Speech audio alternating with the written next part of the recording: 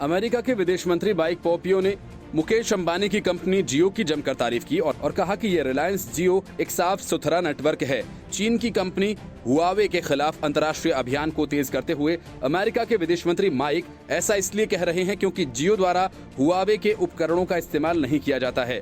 इसके साथ ही पोम्पियो ने यह भी कहा कि जियो बीजिंग के इंटेलिजेंस की ओर से किसी भी प्रकार की सेंध से सुरक्षित है। दुनिया की अग्रणी दूरसंचार ऑपरेटर्स में जियो को सूचीबद्ध करते हुए पोम्पियो ने बताया कि जियो दुनिया के उन क्लीन नेटवर्क्स में से है जहां हुआवे के उपकरणों का इस्तेमाल नहीं किया जाता।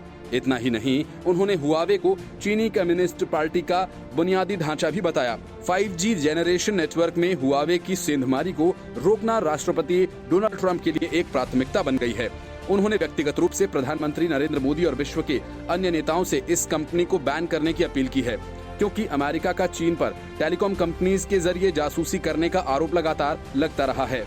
हुआवे पर लगाए गए प्रतिबंधों की एक श्रृंखला के साथ वॉशिंगटन द्वारा उन अन्य देशों पर भी दबाव इसलिए बनाया जा रहा है ताकि चीनी कंपनीज के साथ अमेरिकी प्रौद्योगिकियों को साझा करने के मामले में उन पर रोक लगाई जा सके।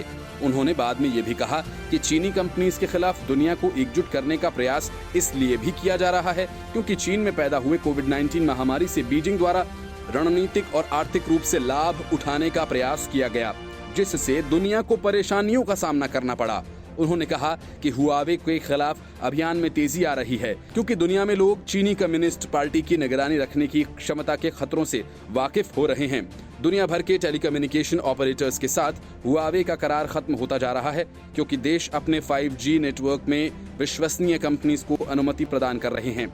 फरवरी में ट्रंप के भारत दौरे के दौरान रिलायंस इंडस्ट्रीज के चेयरमैन मुकेश अंबानी ने उन्हें बताया था कि रिलायंस जियो दुनिया का पहला ऐसा नेटवर्क है जिसने चीनी उपकरणों का इस्तेमाल नहीं किया है।